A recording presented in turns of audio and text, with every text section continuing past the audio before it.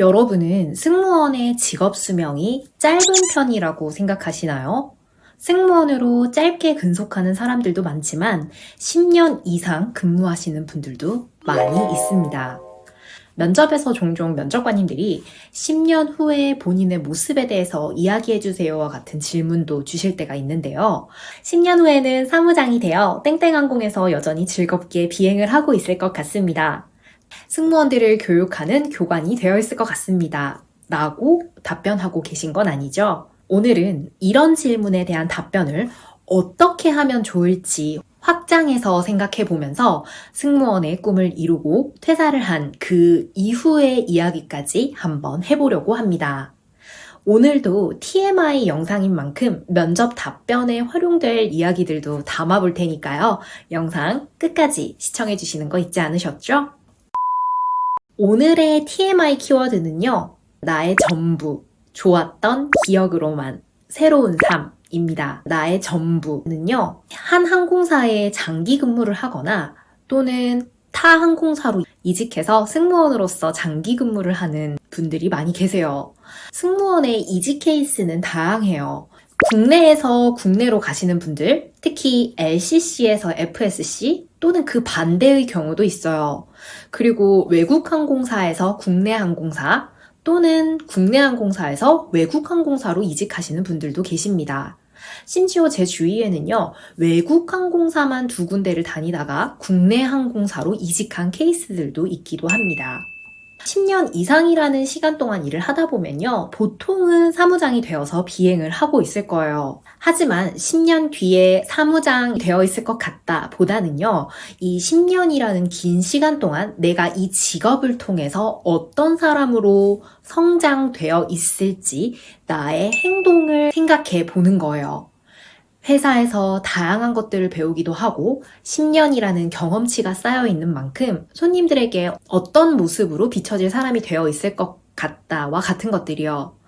게다가 이 질문을 곰곰이 생각해보면요. 승무원이라는 직업이 맞지 않는 부분이 있음에도 그걸 잘 극복하고 10년이라는 기간 동안 근무를 하면서 어떤 부분에서 더 성장할 사람일지 이야기를 해주면 더 현실적으로 이 직업에 대해 생각해보고 오래 근무할 사람이구나 라는 걸 면접관님께 보여줄 수 있는 답변이라고 생각해요. 두 번째 키워드는요. 좋았던 기억으로만입니다.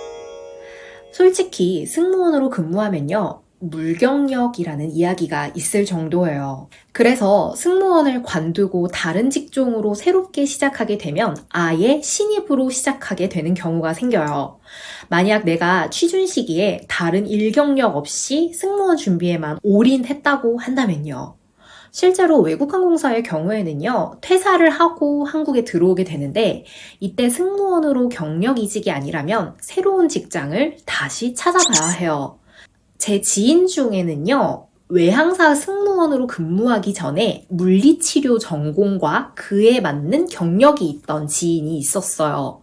그래서 승무원을 관두고 한국으로 돌아오고 나서 승무원으로 이직보다는요, 계속해서 물리치료 경력으로 다시 근무를 시작하면서 지내는 지인도 있기도 합니다. 또는 외국 항공사 승무원으로 근무하고 나면요. 영어 실력이 많이 향상되어 있는 상태이기 때문에 영어 유치원이나 영어 학원에서 선생님으로 근무하고 계시는 분들도 많이 있어요. 또는 통번역 대학원으로 편입을 하는 경우도 있기도 합니다.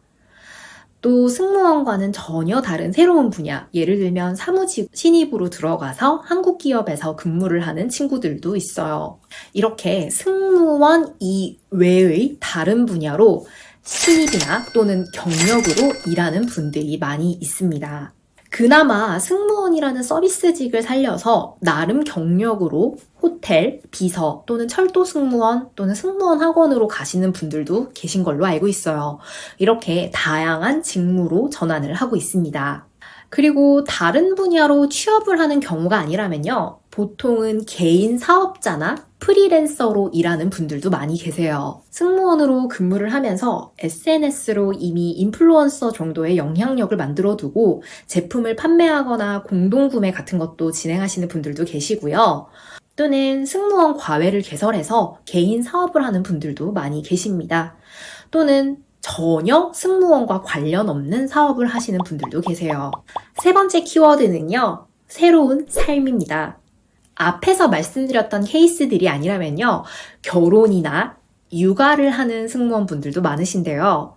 외국 항공사의 경우에는 베이스가 외국이어서 현실적으로 연애를 하기에는 힘든 환경에 있다고 생각해요. 그래서 한국에 정착을 해서 연애, 결혼, 육아를 하는 분들도 많고요. 또는 승무원이었을 때 만났던 사람들과 결혼을 할 수도 있고, 이렇게 결혼이나 어떤 육아를 통해서 새로운 삶을 시작하는 분들도 많이 계십니다. 어떤가요? 오늘은 승무원이 되고 난 그 이후에 대한 이야기를 해봤어요. 내가 아직 승무원이 되기 전이라면 어떤 부분에서 경력을 미리 쌓아볼지, 또는 내가 승무원이 되고 나서 어떤 분야로 취업이나 이직을 할 수 있을지 궁금하셨던 분들은요, 오늘 영상으로 조금이나마 궁금증이 해소되셨을 거라고 생각합니다.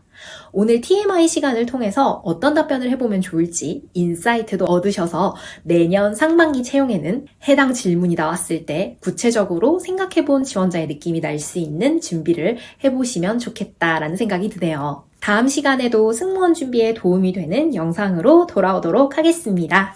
감사합니다.